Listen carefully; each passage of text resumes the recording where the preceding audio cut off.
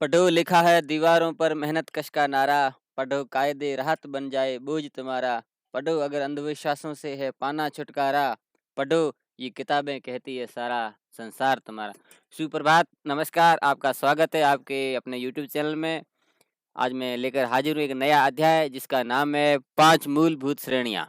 यानी कि जो द्विबिंदु वर्गीकरण है उसमें डॉक्टर एस आर रंगानाथन ने जो वर्गीकरण में की पद्धतियां हैं उनको 5 श्रेणियों में बांटा गया। उन श्रेणियों का हम आज अध्ययन करेंगे और ये श्रेणियां आपके नॉलेज के लिए, आपके परीक्षा के लिए, आगे कंपटीशन एग्जाम के लिए बहुत ही महत्वपूर्ण है। चाहे आप डिलिस के हो, बिलिस के हो, एमलिस के हो, यूजीसी नेट कर रहे हो तो आपके लिए ये टॉपिक बहुत ही महत्वपूर्ण है।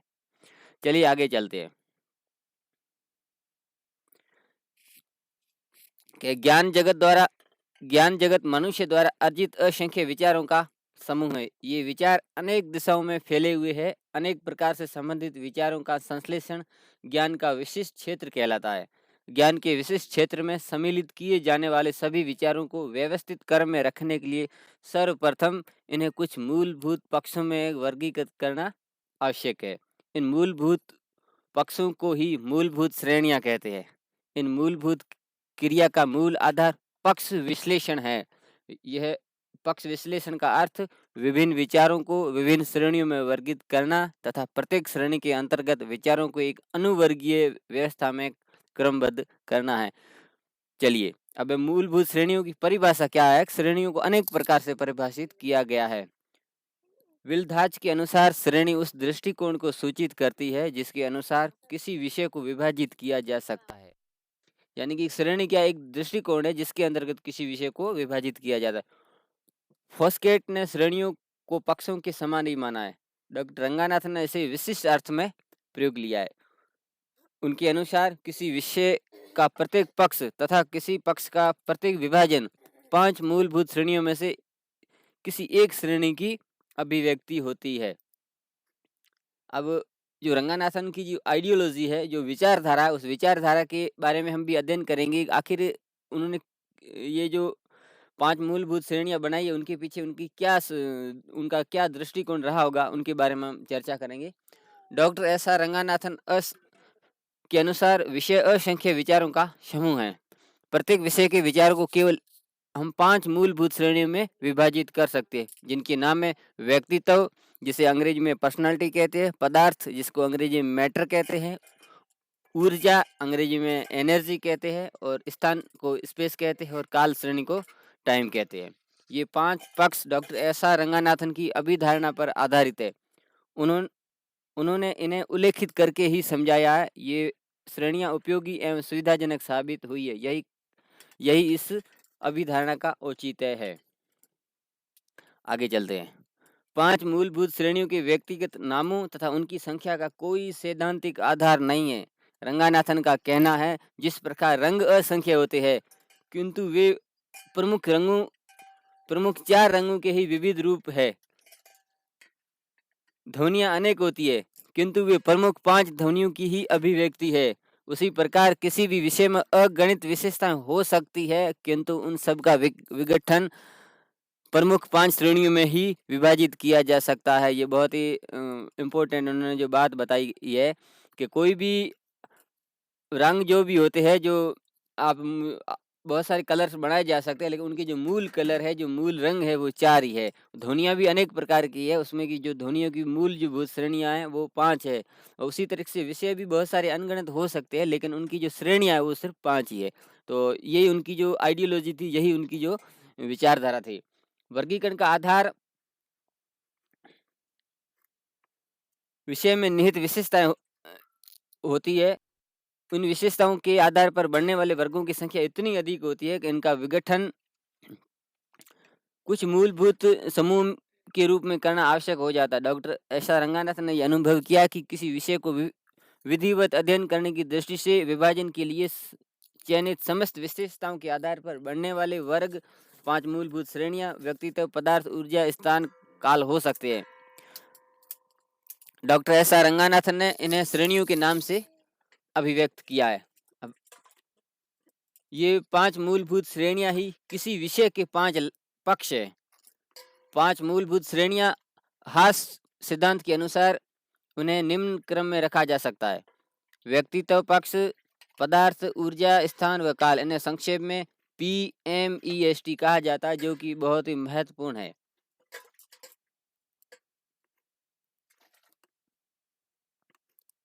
अगला है, अब 5 मूलभूत श्रेणियों को लेकर आपका जो जून 2018 में सवाल आया हुआ है, जून 2019 में भी सवाल ये आया हुआ है। ये बहुत ही महत्वपूर्ण सवाल है। सवाल ये आता है कि 5 मूलभूत श्रेणियों को बताइए। 2 नंबर का सवाल आ जाता है, तो आप ये जो व्यक्तित्व पक्ष, ऊर्जा पक्ष है, ये PMEST लिख देते हैं। जैसा सवाल आ जाए उस तरीके से। किसी विषय का आधारभूत अंग या प्रमुख अध्ययन क्षेत्र उस विषय का व्यक्तित्व पक्ष होता है। किसी विषय के अध्ययन में किसी पदार्थ का समावेश हो जाता है तो उसे उसका पदार्थ पक्ष कहते हैं। विषय की समस्याएं, उसके क्रियाकलाप, उसकी प्रक्रियाएं उसका ऊर्जा पक्ष है। किसी विषय का अध्ययन जब किसी भौगोलिक क्षेत्र के आधार पर होता है तो वह उसका स्थान पक्ष कहलाता है। जब किसी विषय का अध्ययन किसी समय के अनुसार होता है तो वो उसका काल पक्ष हो जाता है। हम इसी निम्न उदाहरण से समझ सकते हैं।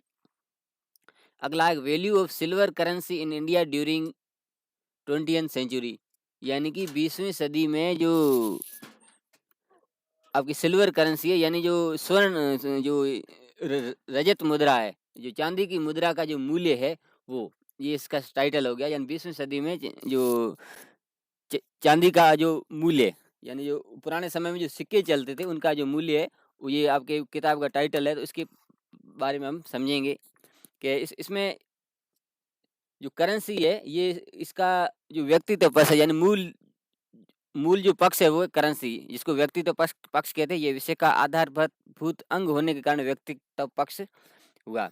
अगला है सिल्वर। सिल्वर यूज किया गया पदार्थ है। तो कोई भी पदार्थ होता है, जैसे बुक्स है वगैरह है, इस तरह की जो वो है पदार्थ पक्ष, यानी इसको एम मैटर से ये पदार्थ जिसमें मुद्रा निर्मित हुई है, तो ये पदार्थ पक्ष हुआ।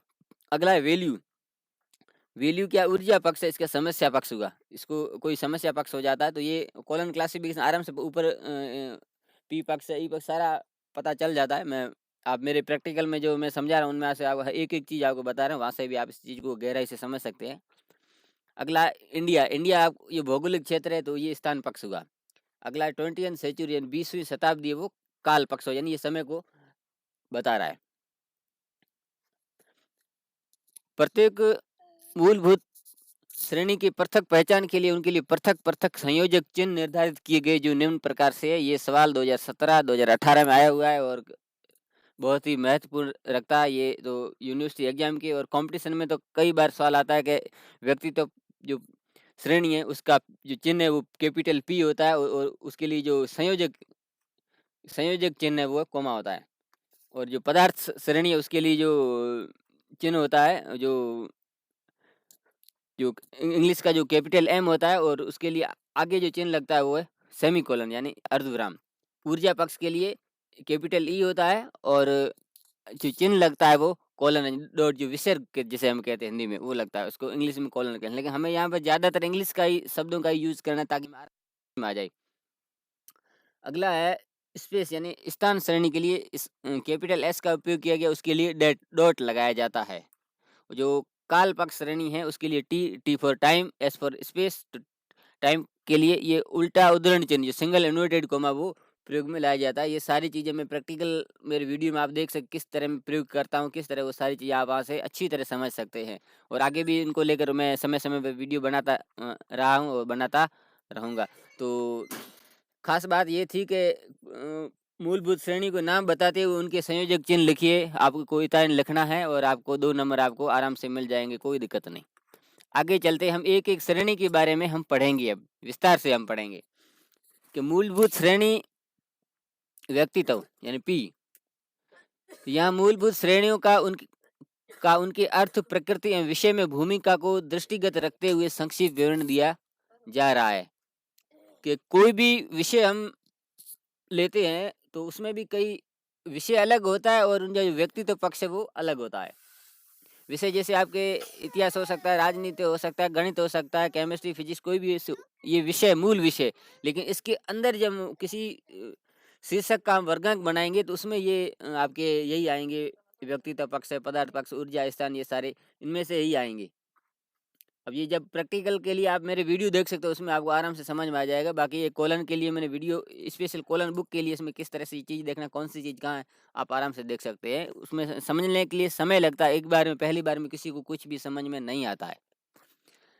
व्यक्तित्व पक्ष किसी विषय को सुनिश्चित आधार प्रदान करता है। अब इसकी ये छोटी-छोटी जो एक-एक लाइन समझने लायक है कि ये क्या करता है कि निश्चित आधार प्रदान करता है, ये विषय का मूलभूत आधार होता है, अन्य श्रेणियों की क्रियान्विति इस श्रेणी के आधार पर निर्भर करती है। इसके अभाव में न तो विषय के किसी अंग का अस्तित्व और न उसके क्रियाकलापों और समस्याओं का आदि का होना असंभव है। यानी कि यदि व्यक्तित्व पक्ष नहीं रहेगा तो ये न तो ऊर्जा पक्ष का कोई महत्व रहेगा, न स्थान का, श्रेणी का, कोई न कोई तो पी पक्ष तो उसमें ज़रूर होगा ही होगा। बाकी ज़रूरी नहीं कि उसमें मैटर हो लेकिन इसमें ये सब ज़रूरी नहीं कि शीर्षक में 5 ही हो, 3 हो सकते हैं, 2 हो सकते हैं, 4 हो सकते हैं। तो ये यहाँ बात कही गई है। व्यक्तित्व श्रेणी विषय का वह स्थूल और विशिष्ट भाग होती है जिस पर पूरा का पूरा विषय आधारित होता है। व्यक्तित्व श्रेणी विषय में अंतर्निहित होती है, दूसरी श्रेणी को आधार प्रदान करने का कार्य करती है या उन दूसरी श्रेणियों को आधार देती है। द्विबिंदु वर्गीकरण के छठे संस्करण में व्यक्तित्व पक्ष प्रथम श्रेणी के रूप में प्रयुक्त हुई। उदाहरणतः मुख्य वर्ग पुस्तकालय विज्ञान में पुस्तकालय के प्रकारों के रूप में, मुख्य वर्ग वनस्पति शास्त्र में पौधों के प्राकृतिक वर्गों के रूप में, मानव शरीर विज्ञान में मानव शरीर यानी वो मेडिकल साइंस, मानव के शरीर के अंगों के रूप में। इस श्रेणी को पहचानना सबसे कठिन है। ये सवाल कई बार आया हुआ है आपके यूनिवर्सिटी एग्जाम में, कॉम्पिटिटिव एग्जाम में, यहाँ तक यूजीसी नेट में भी ये सवाल आ रहा है कि किस श्रेणी को पहचानना सबसे कठिन है। वो है व्यक्तित्व श्रेणी यानी पर्सनालिटी। अतः इसके लिए अवशेष विधि का प्रयोग किया जाए। यह भी सवाल बहुत अति महत्वपूर्ण है, अति खतरनाक सवाल है, भयानक सवाल है, आप इसको एकदम समझ लें। अतः काल, स्थान, ऊर्जा, पदार्थ श्रेणी के बाद जो श्रेणी बचती है उसे व्यक्तित्व श्रेणी कहा जाता है। यानी कि अवशेष विधि क्या है, उसमें क्या करेंगे हम, सबसे पहले काल, स्थान, इनको अभी ऊपर टाइटल पे चल, एक टाइटल आपको दिया हुआ है यहाँ। अब इसमें क्या है, ये तो हो गया काल पक्ष यानी समय आ गया, और ये आ गया स्थान पक्ष। अब ये जो बचे इनमें ही हमें वो व्यक्तित्व पक्ष वो निकालने हैं। अब सिल्वर हमें देख लिया, हमने देख लिया क्या है, एक मैटर है। अब बेचा क्या, ये वैल्यू और ये करेंसी। तो करेंसी हमें सीधा उस किताब में जाएंगे तो हमें पता चल जाएगा कि ये पी पक्ष है। तो उसको लिए अवशेष पद्धति का जो किया जाए, यानी कि उसको छंटनी करना है कि काल पक्ष हमें मिल गया, स्थान पक्ष मिल गया, और ये ऊर्जा भी मिल गई। तो ये चीजें हैं, तो ये आगे चलते हैं। इस तरीके से हमें अवशेष विधि का जो प्रयोग किया, इन विधियों के बारे में भी एक अलग से अध्ययन का हम अध्ययन करेंगे। इसका संयोजक चिन्ह कोमा होता है, किंतु मुख्य वर्ग के बाद अगर प्रयोग किया जाए तो इसके लिए किसी प्रकार का कोमा का प्रयोग नहीं किया। ये भी बहुत, यदि किसी मुख्य वर्ग जैसे इकोनॉमिक्स कोई भी, उसके बाद अगर पी पक्ष शुरुआत में अगर पी पक्ष आ रहा है तो कोमा नहीं लगेगा, बीच में कहीं आ रहा है तो ये कोमा लगेगा। अब वो हम प्रैक्टिकल में अच्छी तरह मैंने समझाया हुआ है, हर चीज़ में मैं कोमा लगा के बता रहा हूँ, जहाँ ज़रूरत है तो वो आपको वहाँ समझ लेना, लेकिन ये थ्योरिकली आप अच्छी तरह समझ लें। आगे जो व्यक्तित्व पक्ष के बारे में हमें जो जानना था, बेसिक जानकारी हमने ले ली। आगे हम चलते हैं पदार्थ श्रेणी में। ये पदार्थ श्रेणी से अभिप्राय उन पदार्थों वस्तुओं से जो किसी वर्ग का निर्माण करने में प्रयुक्त होती है, जैसे लकड़ी, कागज इत्यादि। जो भी मैटर पदार्थ, जैसे भौतिक पदार्थ है, वो अगर यूज आ रहा है, यो उपयोग में लाया जा रहा है, तो वो पदार्थ श्रेणी है, पदार्थ कहलाएगा। इसमें एम से रिप्रेजेंट किया गया है। द्विबिंदु वर्गीकरण में पदार्थ का प्रयोग गिने चुने मुख्य वर्गों में हुआ है। जैसे मुख्य वर्ग पुस्तकालय में विभिन्न प्रकार की पाठ्य सामग्री, परंपरागत वर्ग चित्रकला में चित्रों के विभिन्न धरातलों जैसे कपड़ा, लकड़ी, दांत, जो भी उस तरीके से। और इकोनॉमिक्स में जैसे मनी आती है, सिल्वर मनी, गोल्ड मनी, उसमें जैसे इससे पहले का अपने उदाहरण समझा था उसमें। तो यहाँ कुछ गिने चुने ही विषय में काम में लिया जाता है। ये कॉलन किताब से आराम से पता चल जाता है। ये हो गई मूलभूत श्रेणी पदार्थ। अगली मूलभूत जो श्रेणी है ऊर्जा यानी ई। उसके लिए जो चिन्ह है वो है आपके विसर्ग, ये पीछे वाली ये डॉट ये है। ऊर्जा से अभिप्राय विषय के क्रिया कार्यकलापों, गतिविधियों, प्रक्रियाओं तथा समस्याओं से, उसमें जो भी समस्या होती है, प्रक्रिया होती है, उनका जो अध्ययन है उनको अगर वो चीज़ आ रही है ऊर्जा मतलब समस्या गतिविधियाँ, तो वो ऊर्जा पक्ष कहलाएगी। मुख्य वर्ग जीव विज्ञान में जीवों के वर्गीकरण, क्लासिफिकेशन, संरचना में स्ट्रक्चर, शारीरिक क्रिया विज्ञान, पारिस्थितिकी यानी इकोसिस्टम इत्यादि के रूप में, और जो एजुकेशन है उसमें शिक्षण के तरीके और छात्र समस्याएं, शिक्षा व्यवस्था इत्यादि के रूप में। मुख्य वर्ग समाज शास्त्र में समाज में व्याप्त व्याधियां उनके समाधानों के रूप में इस श्रेणी का उपयोग वो किया गया है। अनेक मुख्य वर्गों में इस श्रेणी का उपयोग अन्य अर्थों में भी हुआ है। उदाहरणतः परंपरागत ललित कलाओं में टेक्निक के रूप में, कृषि में सोइंग हार्वेस्टिंग के रूप में, या हार्वेस्टिंग है सोइंग है, इस तरीके से है। और ये चीज़ें आपको प्रैक्टिकल में आराम से आपको समझ आ जाएगा, मेरी वीडियो से काफ़ी उसमें देख सकते हैं। अगला मूलभूत श्रेणी स्थान यानी स्पेस। स्थान का प्रयोग उसी रूप में हुआ है जिस रूप में वो सामान्य तौर पर जानी जाती है। अब ये 4 खंडों में विभाजित है। अब एक राजनीतिक, अब ये सवाल आ जाता है कि जो मूलभूत श्रेणी स्थान है उसको कितने भागों में बांटा गया है, तो 4 भाग है। ये बहुत ही अति महत्वपूर्ण सवाल है, आप इसको अच्छी तरह समझ लें। अब पहला जो भाग है राजनीतिक विभाग। राजनीतिक यानी जो राजनीतिक या प्रशासनिक स्तर पर निर्मित भौगोलिक क्षेत्र, जैसे एशिया, जो पूरा एशिया क्षेत्र है, पूरा यूरोप क्षेत्र है, पूरा भारत क्षेत्र है, पूरा चीन क्षेत्र मान लें, पूरा राजस्थान मान लें, कोई भी स्टेट मान सकते हैं जो जिसको एक प्रशासन की दृष्टि से, राजनीतिक दृष्टि से भौगोलिक मान्यता प्राप्त है। दूसरा है जनसंख्या के अनुसार विभाग। जब किसी बड़े राजनीतिक विभाग के छोटे छोटे विभागों का भौगोलिक सारणी में उल्लेख नहीं मिलता है, तो उनके वर्गांकों को हम वर्ण विधि के द्वारा बनाने का प्रावधान है। तो वर्ण विधि एक हम अलग से अध्याय पढ़ेंगे। कॉलन क्लासिफिकेशन की मूलभूत जो विधियां हैं उनके बारे में एक बहुत बड़ा अच्छा पाठ है जो महत्वपूर्ण है, उसके बारे में अलग से पढ़ेंगे। तो इसमें एक वर्ण विधि, वर्णक्रम विधि है, उसके बारे में पढ़ेंगे। अर्थात राजनीतिक विभाग के साथ छोटी इकाई का प्रथम अक्षर संयोजक डॉट चिन्ह जोड़ दिया जाता है। उदाहरण के लिए क्लाइमेट ऑफ राजस्थान, ये सवाल अति महत्वपूर्ण है आपकी आगामी परीक्षा के लिए, तो इसको आप आराम से समझ लें। Climate of Rajasthan, sorry climate of Churu कोष्टक में दे दिया राजस्थान। अब चूरू के जो कोड है वो आपके कॉलन में नहीं मिलेंगे। तब आपको क्या करना है, जो क्लाइमेट का है आप भूगोल में जाएंगे, 287 है, तो U287। अब स्पेस के लिए आपको पता ही है डॉट लगता है, और राजस्थान के जो कोड है 4437, उसके बाद डॉट लगा के चूरू है, चूरू का जो पहला अक्षर है वो आप यहाँ लिख देना C। अगर मान लो आप यहाँ आ जाए, एक सवाल कई बार परीक्षा में आए, क्लाइमेट ऑफ बाड़मेर सिटी, तो क्लाइमेट के 287 हो गई, और उसके बाद ये बाड़मेर के कोड उसमें है नहीं, या बाड़मेर को आप एक मारवाड़ का दे सकते हो। अगर कोष्टक में राजस्थान दे रखा है यानी कि राजस्थान को रिप्रेजेंट कर रहा है, तो राजस्थान के ये कोड और डॉट लगा के ये बाड़मेर का पहला बी आप कर दें। तो ये एक वर्ण विधि होती है, और ये परीक्षा आपकी आगामी परीक्षा की दृष्टिकोण से अति महत्वपूर्ण सवाल है। अगला है प्राकृतिक विभाग। प्राकृतिक का में नेचुरल, जैसे पर्वत, पठार, नदियां, ये पर्वत, नदी, झील, डेल्टा इत्यादि को प्राकृतिक विभागों को लिया गया है। इसमें संशोधन भी प्रस्तुत किया गया है जो आपके पेज नंबर 26 पर है।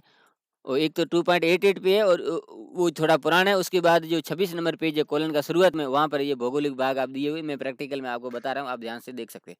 अगला दिशानुसार विभाग। किसी भी भौगोलिक क्षेत्र को दिशानुसार विशिष्टता प्रदान करने के लिए भौगोलिक सारणी में देने का जो प्रावधान है, ये 2.6 में या 5 में लगभग जो आपको आप प्रैक्टिकल जो मेरे वीडियो में आप देख सकते हो कि पूर्वी राजस्थान या पूर्वी देश, पश्चिमी देश, उसके लिए जैसे NCA, NBA, इस तरह से NDA, इस तरह की जो वर्गांक दिए गए हैं, तो वहाँ ये समझ सकते हो। हमने आज इसी स्थान मूलभूत श्रेणी के 4 भागों को के बारे में पढ़ा। या आपके 2 नंबर का सवाल आ सकता है, तो आप उनको ये पॉइंट लिख सकते हैं, तो आपके 2 नंबर आपके पक्के बन जाते हैं। और कंपटीशन में भी आपसे पूछा जाता है कि ये कितने भागों में बांटा गया है। एक महत्वपूर्ण सवाल है आपके थ्योरिकली भी, प्रैक्टिकली भी और कॉम्पिटिटिव टाइप से भी। अगला मूलभूत श्रेणी काल यानी समय। ये इसी का जो प्रयोग उसी रूप में हुआ जिस रूप में सामान्य तो ये समझा जाता है। इसे पहचानना सबसे सरल है, सन दिया होगा आप आराम से पहचान सकते हैं। प्राय सभी विषयों का अध्ययन समय के अनुसार किया जा सकता है। समय की प्रत्येक संख्या को शताब्दी, दशाब्दी, वर्ष, माह, दिन, घंटे, इकाइयों के रूप में प्रदर्शित किया जाता है। इसे भूत, भविष्य, वर्तमान काल विधियों को व्यक्त करने के लिए भी किया जाता है। अब ये सवाल आया है, लाइब्रेरी साइंस इन इंडिया 20वीं सेंचुरी यानी 20वीं सदी में पुस्तकालय विज्ञान।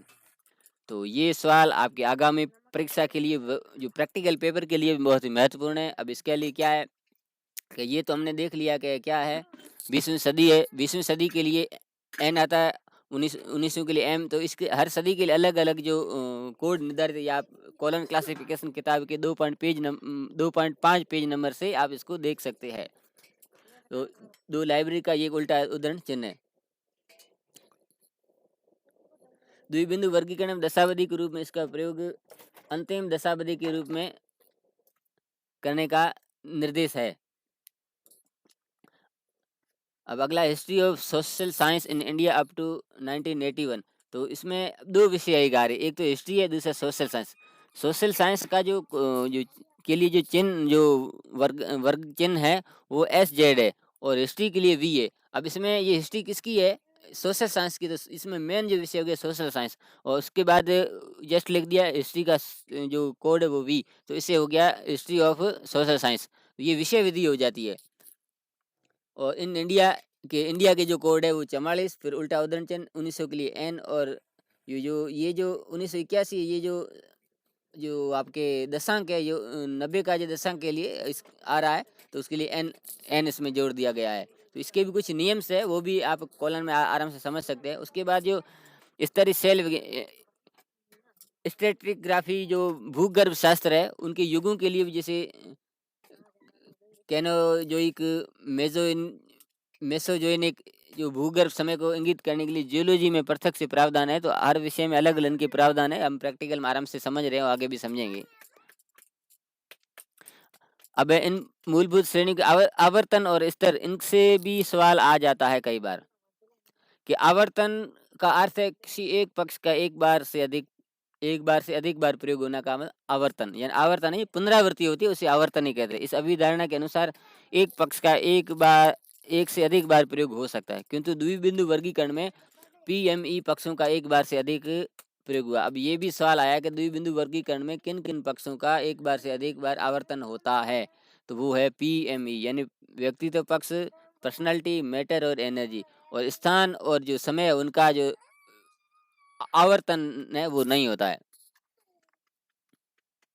किसी पक्ष का प्रथम बार प्रयोग उसका सामान्य प्रयोग होता है, किंतु प्रथम बार के बाद अगर प्रयोग होता है तो वो दूसरी बार होता है, तो दूसरा आवर्तन कहलाता है। P पक्ष का जो प्रथम आवर्तन 1P, अथवा P को दूसरे आवर्तन के लिए 2P, तीसरा आवर्तन को 3P, इस तरीके से ये प्रयोग में लिया जाता है। उसी तरीके से भी मैटर का 1M, दूसरा आ गया 2M और तीसरा आ गया 3M व्यक्त किया जाए। उसी तरीके से भी ऊर्जा पक्ष का 1E, 2E और 3E के रूप में व्यक्त किया। अब एक स्थान, समय और स्थान पक्षों के आवर्तन नहीं होते हैं, ये बहुत ही अति महत्वपूर्ण सवाल है, तो कई बार कंपटीशन में और यूनिवर्सिटी एग्जाम में पूछा गया है। अब इनके बारे में एक के बारे में हम पढ़ेंगे कि व्यक्तित्व पक्ष के आवर्तन। रंगनाथन की अभिधारणा के अनुसार P पक्ष के प्रथम आवर्तन में मुख्य वर्ग के साथ बिना किसी संयोजक का प्रयोग होता है। बिल्कुल, इससे पहले भी समझा है हमने, किंतु ये अभिधारणा के अनुसार P पक्ष दूसरी बार ऊर्जा पक्ष के बाद ही प्रयोग किया जाता है।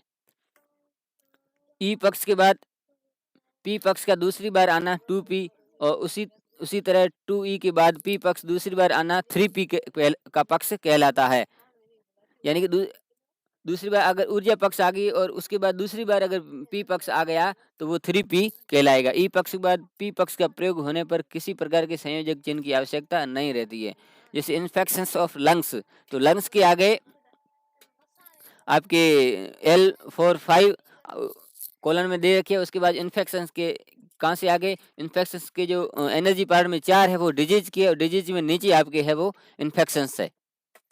ये भी आपके कंपटीशन एग्जाम में प्रैक्टिकल के पेपर में आपके सवाल आ सकता है, बहुत ही महत्वपूर्ण है। अब इंस्पेक्शन ऑफ लंग्स, इन कोई स्थान का भी नाम दे सकते हैं, फिर आगे कोई समय भी दे सकते हैं। अब यहाँ ऊर्जा पक्षी एकल संख्या 4 डिजिट के साथ और नीचे 2 है वो जोड़ा गया है। और यदि पी पुनः आता है तो पी का तीसरा आवर्तन कहलाता है। अब जैसे ट्रीटमेंट ऑफ लंग्स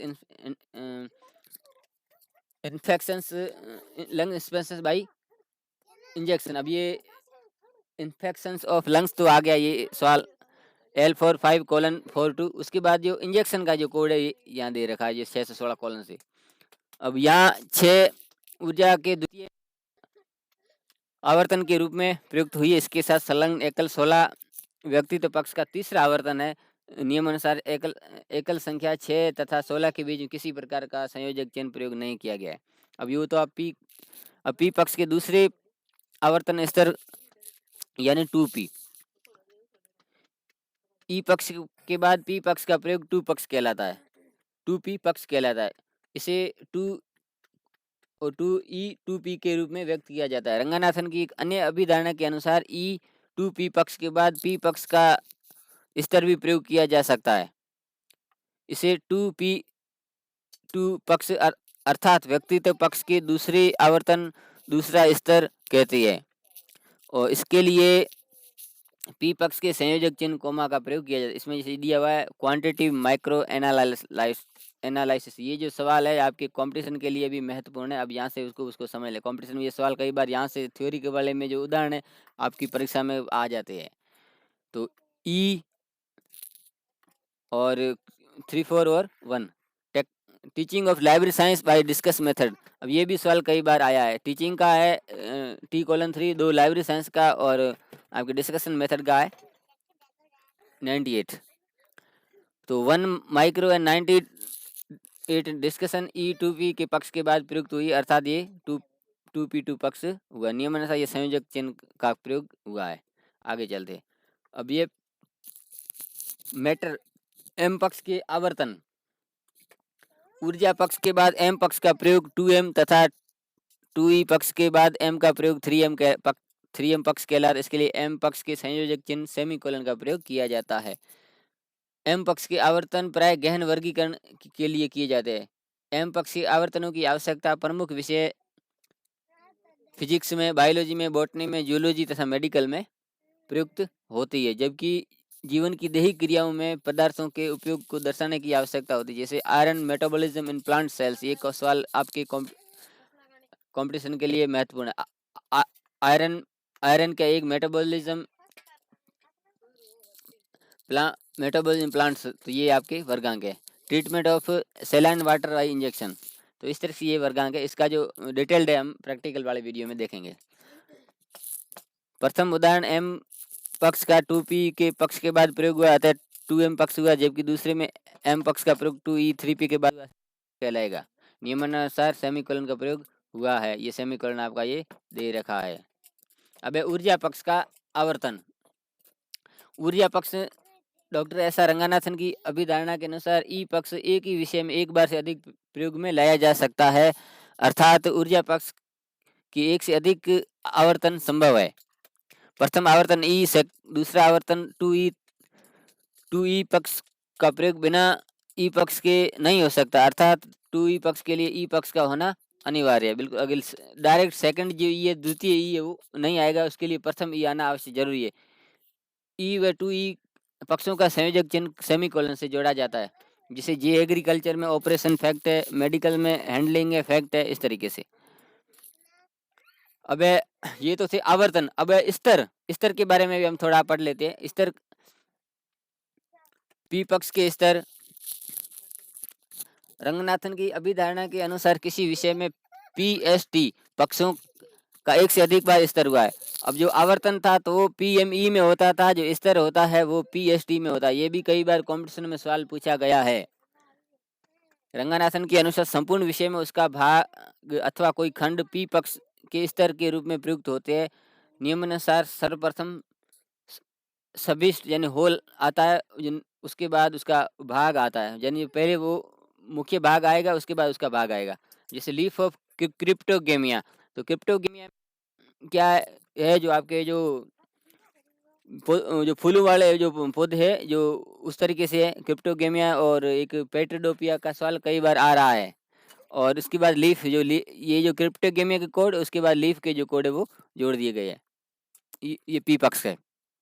यानी कि जो ये लीफ है तो डायरेक्ट लीफ नहीं आएगा, उसके बाद उसके जो किस प्रकार का पौधा है वो भी आएगा। उपरोक्त 2p उदाहरण पौधों के भाग के रूप में हुई है। पी पक्ष का पहला P1, दूसरा, अब ये जो आवर्तन था उसमें 1 पहले आ रहा था, जो स्तर में पी जो 1 है 2 जो पक्ष के बाद आएंगे।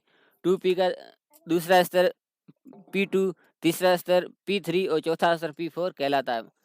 पी पक्ष के स्तर मुख्य वर्ग ए जनरल बिब्लियोग्राफी और लिटरेचर इत्यादि में भी प्रयोग किए गए हैं। सामान्यतः पी के स्तरों को संयोजक चिन्ह कोमा से जोड़ा गया है, किंतु जहां अनुसूची में कोमा का की प्रयोग का निर्देश नहीं है वहां निर्देश का प्रयोग वहां इसका प्रयोग नहीं करना चाहिए। उदाहरण थे O111 2J6421। उपरोक्त उदाहरण में पी पक्ष के अपने चारों स्तरों का प्रयोग हुआ है, लेकिन द्वितीय व तृतीय स्तरों के लिए कोमा का प्रयोग है वो नहीं किया गया है। अब ये एक राइटर का है जिसका जन्म ये लगभग अंदाजन 1700 या उसमें 64 में हुआ है, और दो उसके बाद जो जो 21 है उसकी जो रचना की संख्या है या उसका जो समूह है उसके लिए किया गया। वो 11 है, वो आपके इंग्लिश का कोड है।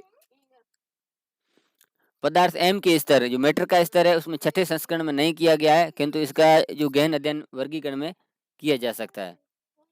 अगला एम स्थान के पक्ष के स्तर। स्थान पक्ष स्तर 4 स्तरों में राजनीतिक विभाग जो ऊपर 4 भाग पड़ेगी उसमें उनके में किया जाता है, उसके लिए डॉट लगाया जाता है। उसके ज़्यादा समझने के लिए अब आप हमें जो प्रैक्टिकल करा उसमें काफ़ी सारी चीज़ें मैंने बता रखी, थ्योरिकली में इतना ज़्यादा कुछ है नहीं। अब इसमें जैसे physical geography mountains of Madhya Pradesh, physical geography के U2 है और मध्य प्रदेश के जमालपुर है, और उसके बाद जो माउंटेन्स है वो G7 है। ये आपको जो G7 है ये पेज नंबर 26 में मिलेंगे। 2.88 पे जो पुराने हैं, सॉरी 2.88 नहीं 2.5 और 6 यहाँ पे है। काल पक्ष जो टी है उसको 2 स्तरों में किया गया, शताब्दी दशाब्दी इस तरीके से है। तो प्रथम स्तर टी और सेकंड स्तर T2 इस तरीके से। अब ये देखो rainfalls in Rajasthan during summer of 1988। तो अब ये भी सवाल परीक्षा में कई बार आ रहा है प्रैक्टिकल पेपर में।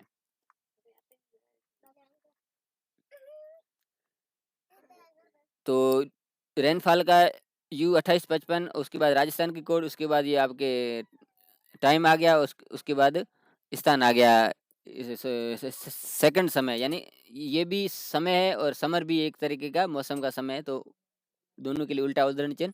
और ये तो इस तरीके से हमने आवर्तन और स्तर पढ़े थे, और इसके बाद यहाँ सारांश है। और मुझे उम्मीद है कि आपको काफ़ी चीज़ें समझ आई होगी। ये वीडियो को आप बार बार देखते रहें तो काफ़ी चीज़ें और भी समझ में आएगी। अब इसमें से जो सवाल है कौन कौन से महत्वपूर्ण है 2-2 नंबर के कॉम्पिटिशन के लिए, आपकी यूनिवर्सिटी एग्जाम के लिए, कि किस मूलभूत श्रेणी को पहचानना सबसे कठिन है, तो आपकी स्पीच जो पक्ष है, जो व्यक्तित्व श्रेणी है, आप काल श्रेणी को किस प्रकार पहचानेंगे? सन के आधार पर, आंकड़ों के आधार पर हम पहचान लेंगे किस मूलभूत श्रेणी का सबसे जो प्रयोग कम हुआ है, मैटर का कम हुआ है, तो कुछ गिनी चुनी में ये किन मूलभूत श्रेणी में आवर्तन नहीं होते, इस तरह मैंने पूरा समझा रखा, आप खुद समझ सकते हैं वो किन किन मूलभूत श्रेणियों के स्तर होते हैं, किन के नहीं होते हैं। ये तो बहुत, जैसे PME है उनके आवर्तन होते हैं और PST के स्तर होते हैं, ये कई बार पूछा गया, यहाँ तक UGC नेट में भी पूछा गया।